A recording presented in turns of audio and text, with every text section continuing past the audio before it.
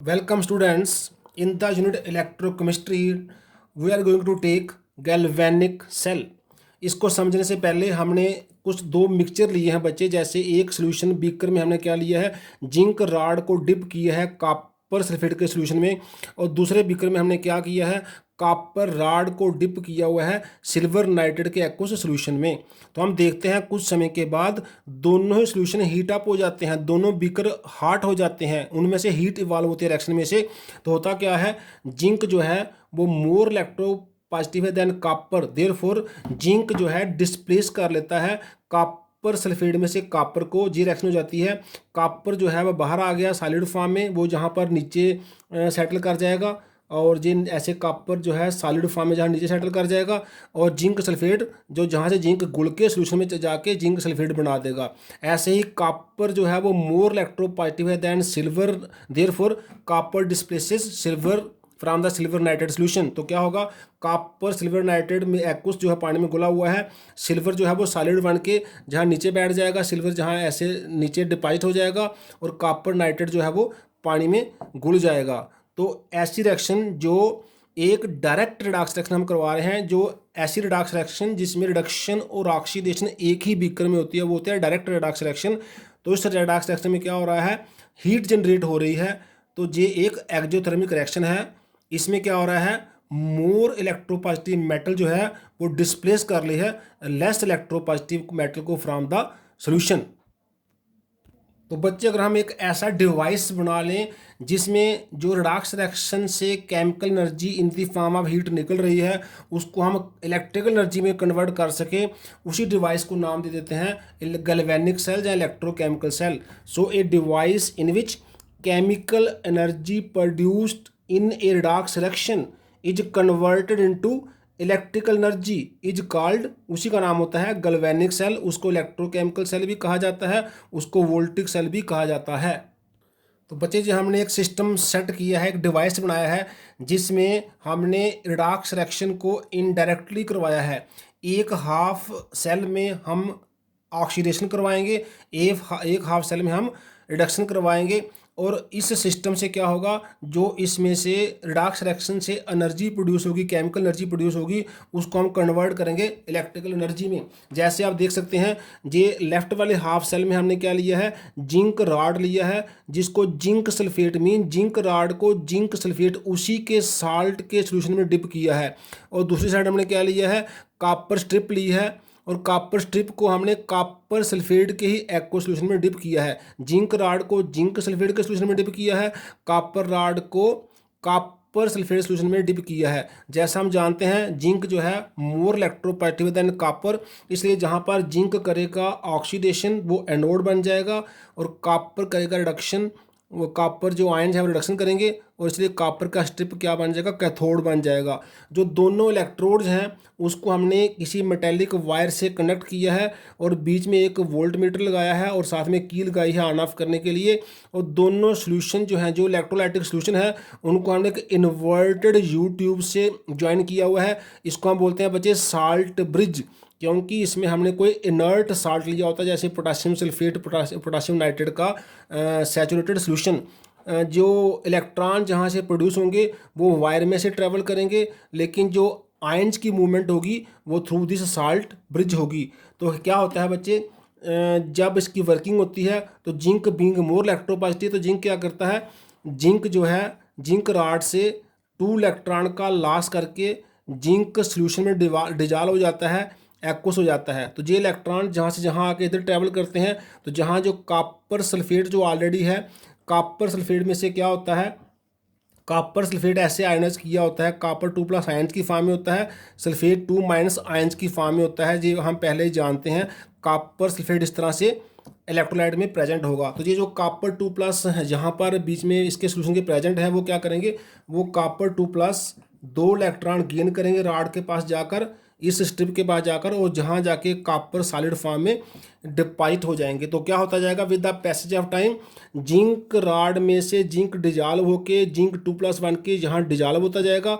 तो zinc rod with the passage of time इसकी जो कंसंट्रेशन है वो कम होती जाएगी, मतलब जिंक राड पतली होती जाएगी, और कॉपर जो इसमें घुला हुआ है वो जहाँ आके डिपॉजिट होता जाएगा, कॉपर की जो स्ट्रिप है जो वो मोटी होती जाएगी। तो हमें ऐसी कंसंट्रेशन सेलेक्ट करनी पड़ती है सोल्यूशन की कि जहाँ से कॉपर इसमें से एक्सेस प्रेजेंट होना चाहिए, सो दैट वहाँ डिपॉजिट हो सके। अब होता क्या है, जो जिंक जहाँ पर जिंक के एक्सेस साइंस हो जाते हैं तो सोल्यूशन न्यूट्रल नहीं रहता, क्योंकि सल्फेट आयन उतने ही हैं, जिंक आयन बढ़ गए तो क्या होता है, जिंक आयन साल्ट ब्रिज में से जहाँ मूव करते हैं, और जहाँ सल्फेट आयन ज़्यादा हो जाएंगे कॉपर आयन कम हो जाएंगे, तो कॉपर सल्फेट आयन जहाँ से जहाँ मूव करेंगे, मींस जो सेल के अंदर इधर की मूवमेंट है वो कौन सी मूवमेंट होगी, जो होगी मूवमेंट ऑफ कैटाइंस।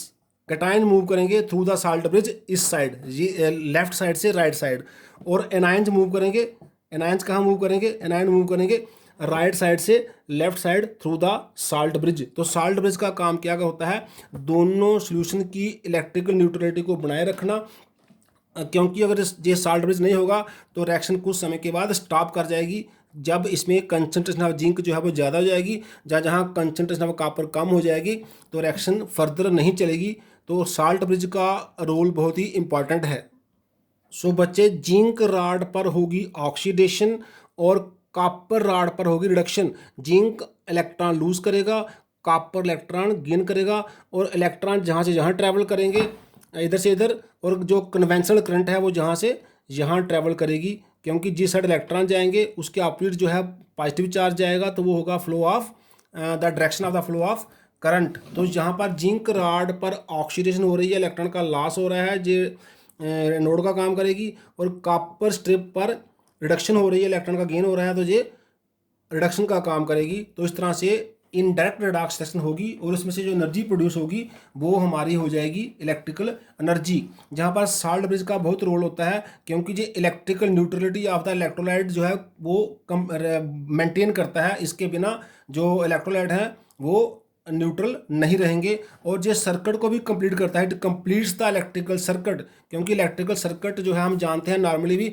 जब करंट फ्लो होता है तो हमें 2 वायर चाहिए होती हैं, एक वायर को बोलते हैं लाइव वायर, एक वायर को बोलते हैं हम वो दूसरी जो है न्यूट्रल वायर। तो हमारी जे वाली जो वायर है जी हो जाएगी लाइव वायर, और जे जो है जी हो जाएगी न्यूट्रल वायर, जैसे हमारा नॉर्मल इलेक्ट्रिकल करंट के फ्लो में होता है। तो बच्चे हम जानते हैं potential difference, that is E nought cell हो गया, पोटेंशियल जो स्टैंडर्ड इलेक्ट्रोड पोटेंशियल है ऑफ द सेल, जो वो क्या होगा, वो standard electrode potential of the cathode minus anode. हमेशा इसका फार्मूला होता है potential of the cell equal to potential of the cathode minus potential of the anode. इसलिए हमारे पास जहाँ पर जो कैथोड है वो कॉपर है, तो कॉपर का पोटेंशियल जो 0.34 होता है इन आइडियल कंडीशंस, और जिंक का पोटेंशियल होता है -0.76 इन आइडियल कंडीशन। जब हम इन दोनों वैल्यू को जहाँ पुट करेंगे तो ये माइनस में माइनस प्लस हो जाएगा, तो हमारा आंसर आएगा 1.10 वोल्ट। तो ये जो है ये सेल पोटेंशियल है, इलेक्ट्रोड नहीं सेल पोटेंशियल है ऑफ दिस गैल्वेनिक सेल, जिसमें जिंक और कॉपर का सिस्टम हमने बनाया हुआ है। एक हाफ सेल में जिंक राड को जिंक सल्फेट में डिप किया है, दूसरे हाफ सेल में कॉपर राड को कॉपर सल्फेट सोल्यूशन में डिप किया है, तो इसका जो सेल पोटेंशियल आएगा इन द स्टैंडर्ड कंडीशन वो 1.10 वोल्ट आएगा। हाँ, अगर कंडीशन स्टैंडर्ड नहीं है फिर वैल्यू इससे थोड़ी बहुत स्लाइटली लेस आएगी, वो इतनी नहीं आएगी। ये जो वैल्यू है ये फिर किसके लिए है, ये स्टैंडर्ड, जी हमने इसका कॉपर का स्टैंडर्ड वैल्यू लिखा है फ्रॉम द टेक्स्ट बुक, जी हमने जिंक का स्टैंडर्ड वैल्यू लिखा है from the reduction potential from the textbook. तो दोनों का वैल्यू 1.10 क्या है, standard electrode potential of the this galvanic cell. बच्चे, गैल्वेनिक सेल की फॉर्म है डैनियल सेल। इसका वर्किंग तो वैसा ही है गैल्वेनिक सेल की तरह ही, सिर्फ हमने इसको थोड़ा सा मोर कमर्शियल बना दिया है। हमने इसको इस फॉर्म में बना दिया, एक आउटर कंटेनर लिया है, ये जो आउटर कंटेनर है ये वाला, ये कॉपर का कंटेनर है, तो ये खुद कंटेनर ही कैथोड का काम करता है। और एक हमने इनर कंटेनर लिया है, ये इनर कंटेनर जो है इसके बीच में पोर्स हैं, ये पोरस है, ये बीच में पोर्स हैं, तो ये साल्ट ब्रिज का जो ये पोर्स हैं, पोर्स में हमने साल्ट ब्रिज वाला मटेरियल भरा हुआ है, तो ये पोर जो हैं ये साल्ट ब्रिज का काम करेंगे, ये आयंस की मोबिलाइजेशन करेंगे। और इस इनर कंटेनर के अंदर हमने क्या लिया हुआ है, ये देखिए ये जिंक राड लिया है जो एनोड का काम करेगी। तो जिंक रॉड को हमने कॉपर वेसल से ज्वाइन कर दिया थ्रू द वायर और बीच में लगा दिया वोल्ट मीटर, बीच में हम चाहे तो की भी लगा सकते हैं। तो ये उससे मच बेटर है क्योंकि वहाँ पर साल्ट ब्रिज थोड़ा सा लंबा होता है तो आयंस की मूवमेंट इतना ईजिली नहीं हो सकती है। जहाँ पर साल्ट ब्रिज क्या है, इस पोर जो पोर्स हैं कंटेनर के, उस पोर्स के बीच में ही साल्ट ब्रिज का मटेरियल है तो ईजिली आयंस मूव कर सकते हैं। आउटर कंटेनर में हमने कॉपर सल्फेट का लिया क्योंकि आउटर कंटेनर कॉपर वेसल है तो कॉपर सल्फेट सोल्यूशन आ गया। इनर कंटेनर जो हमारे पास है वो उसके अंदर जिंक रॉड है, इसलिए उसके बीच में जिंक सल्फेट, ये जो इनर कंटेनर है इसमें हमने लिया है जिंक सल्फेट का सोल्यूशन एक्वस, और जो आउटर कंटेनर है इसमें लिया है कॉपर सल्फेट का एक्वस सोल्यूशन। बाकी इसकी वर्किंग वगैरह पहले की तरह है, जैसे जिंक जो है वो इलेक्ट्रॉन लूज करेगा और कॉपर 2+ इलेक्ट्रॉन गेन करेगा तो ओवरऑल रिएक्शन क्या हो जाएगी, पहले की तरह जिंक जो है वो 2+ पानी में एक्वस में चला जाएगा और कॉपर जो है वो डिपॉजिट हो जाएगा। ये मैंने ओवरऑल रिएक्शन लिखी है दोनों के लिए, डैनियल सेल के लिए भी और गैल्वेनिक सेल के लिए भी। बाकी वर्किंग वगैरह सारा सेम है, सिर्फ कंस्ट्रक्शन में क्या है हमने सेल को एक ही सिस्टम में क्लब कर दिया है तो ये बन गया डैनियल सेल।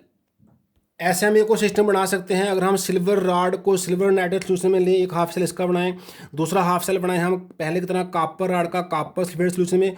अब इसमें क्या है, कॉपर जो है मोर इलेक्ट्रोपॉजिटिव दैन सिल्वर है तो इस वाले सेल में कॉपर वाला जो हाफ सेल है वो एनोड का काम करेगा और सिल्वर वाला हाफ सेल जो है वो कैथोड का काम करेगा। इससे पहले जिंक और कॉपर में क्या था कि वो जिंक मोर इलेक्ट्रोपॉजिटिव था तो जिंक वाला हाफ सेल एनोड का काम कर रहा था, कॉपर वाला हाफ सेल कैथोड का काम कर रहा है। अब सिल्वर और कॉपर वाले सेल में कॉपर जो है मोर इलेक्ट्रोपॉजिटिव दैन सिल्वर है तो कॉपर वाला जो हाफ सेल है वो एनोड का काम करेगा और सिल्वर वाला हाफ सेल कैथोड का काम करेगा। Means in general more electropositive metal acts as this anode and less electropositive metal act as cathode. बच्चे अब गैल्वेनिक सेल को रिप्रेजेंट कैसे करते हैं, तो हम कर रहे हैं representation of a galvanic cell. तो हम क्या करते हैं, सेंटर में 2 लाइन शो करते हैं जो साल्ट ब्रिज का काम करती हैं। इसके लेफ्ट साइड पे हम एनोड के जो हैं सिस्टम लिखते हैं और राइट साइड पे कैथोड। जैसे साल्ट ब्रिज के दोनों साइड इधर जो टच कर रहा है मेटल आयन कंसंट्रेशन इसकी बतानी है, ये हमारा लेफ्ट हाफ सेल का इलेक्ट्रोलाइट है और इसके बिल्कुल इधर मेटल आयन कंसंट्रेशन जी हमारा राइट हाफ सेल का कंसंट्रेशन है। और साथ में जो मेटल जो इधर होगा वो कैथोड है और जो मेटल इधर होगा वो एनोड का काम करेगी। तो सेंटर में डबल लाइन साल्ट ब्रिज, इसके लेफ्ट हम एनोड को और उसके इलेक्ट्रोलाइट को सिंगल लाइन से सेपरेट करते हैं, इसके राइट साइड हम मेटल आयन की कंसंट्रेशन को और उसके जो कैथोड को हम सिंगल लाइन से सेपरेट करते हैं। जैसे जिंक और कॉपर का सेल है तो हमारे पास जिंक क्या है, जिंक एनोड है तो जिंक सॉलिड आ गया एनोड।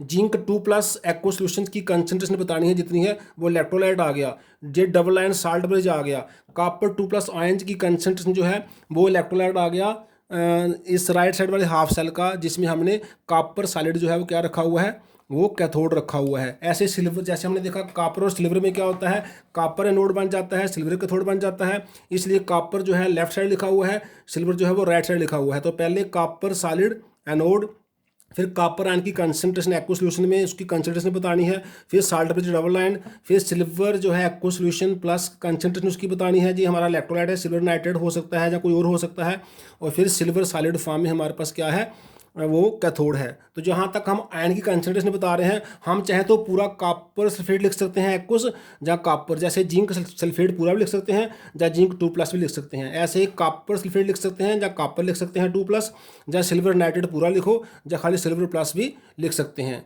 तो आज के लिए इतना ही, थैंक्स।